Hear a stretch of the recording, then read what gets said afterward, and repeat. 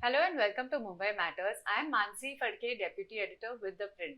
In February 2024, when IS officer Vijay Singhal took charge of CIDCO as Managing Director, which is the City and Industrial Development Corporation, the planning agency of Navi Mumbai, the very first thing that he did on the job on his first day was to visit the under construction site of the Navi Mumbai airport. By then, the airport was already in the works for 27 years, but it didn't seem like it was anywhere near completion. Half of the terminal had the runway, while the other half of the terminal was still occupied by a hill that needed to be taken care of. Cut to Wednesday. As Prime Minister Narendra Modi inaugurates the first terminal of the Navi Mumbai airport, it brings to some level of fruition a project that has had a long, arduous, politically and environmentally challenging journey.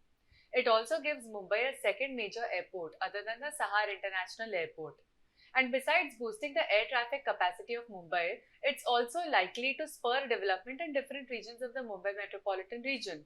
For instance, on the harbour side, on the eastern seafront, demand has already started picking up with the Atal Setu having taken shape, and another connector from Worli to Shivri also expected to be in operation in the next couple of years that will connect the eastern side to the western suburbs.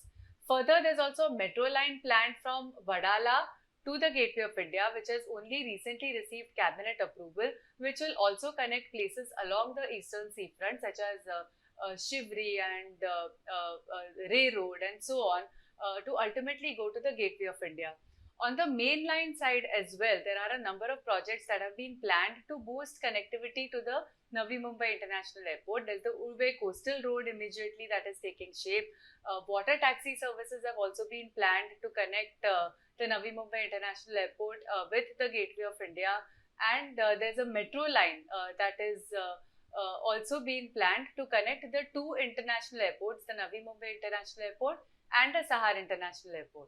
The Navi Mumbai International Airport was first conceived in 1997 when the Union Ministry of Civil Aviation identified the need for Mumbai to have a second airport.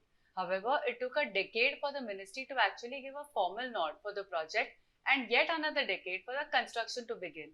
And in between all of this, the Navi Mumbai Airport project saw a list of challenges, right from uncertainty over its location, to land acquisition woes, to challenges in getting environmental clearance and so on. The Civil Aviation Ministry's report in 2000 had recommended the Revas Mandwa site as being the most ideal for the project, but the then Maharashtra government under the Congress and the Nationalist Congress Party said that Navi Mumbai would be a better location given its proximity to Mumbai and also its infrastructural connectivity. The Union Cabinet finally gave an approval in 2007 for the project to come up at Navi Mumbai. However, its location continued to be debated throughout the process, during which it got its environmental and wildlife clearances.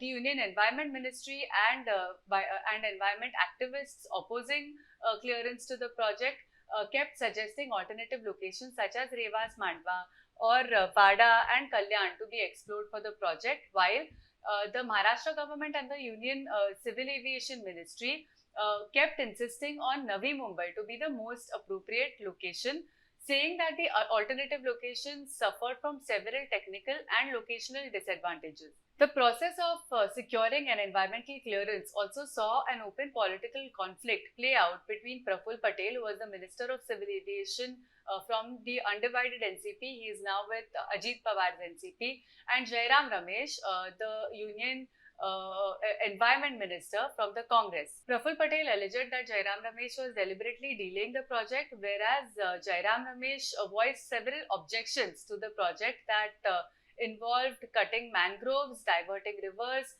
flattening hillocks and so on. The Navi Mumbai airport is being built over 1160 hectares where there once stood 12 villages with about 3,500 families residing in them.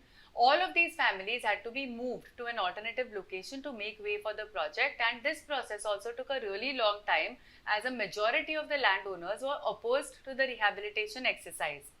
CIDCO finally clinched a deal in 2013 to acquire 671 hectares of private land by working out a compensation package, which kind of became a model for several mega infrastructure projects in Maharashtra to follow. This involved making the project affected persons stakeholders in the project by offering them 22.5% of developed land with additional FSI, with job guarantees for the children of the affected families and alternate land 3 times the size of their current residence. The other pre-development works, which is clearing the site by flattening the hill, clearing marshy land, diverting the Urve river and raising the land by 8.5 meters, started in 2017 when a majority of the rehabilitation exercise was completed, but also was a very time-consuming process. In 2018, Prime Minister Narendra Modi was in Mumbai to lay the foundation stone of the Navi Mumbai airport about a month after CIDCO had signed a concession agreement with the GVK group for the project after a long and difficult tendering process. It seemed as if the stars were finally aligning for the Navi Mumbai airport project to take shape. However, its struggles were far from over. The project suffered more delays hampered by the COVID-19 pandemic and the lockdown that followed. In the meanwhile, the financial strain on the original concessionaire, the GVK group, also led to a change in management, and the Adani group took over, stepped in and came into the picture. During this entire journey, the cost of the project has surged. As per one of the proposals filed by CIDCO with the Union Environment Ministry, the original cost for all 4 phases of the Navi Mumbai Airport project, as per the 2008-2009 prices, was pegged at 8722 crore rupees. Now, as per Vijay Singhal, the MD of CIDCO, the cost of the first phase itself has escalated to 19,647 crore rupees, and when all 4 terminals are completed, the cost will have risen to a total of 1 lakh crore rupees. In the first phase, the airport is expected to carry a passenger capacity of 20 million per annum and a cargo of 0.8 metric ton. There are still 3 more phases of the airport to be completed. The next terminal will be complete by 2029, the third will be completed by 2032, and the final and the 4th terminal will be completed by about 2035 or 2036, Vijay Singhal has said. When the airport is entirely complete, it will have a capacity to carry 90 million passengers per annum, and the 2 airports put together, which is the Chhatrapati Shivaji Maharaj International Airport at Sahar and the Navi Mumbai International Airport, 2 airports put together will have a capacity of 150 million passengers per annum.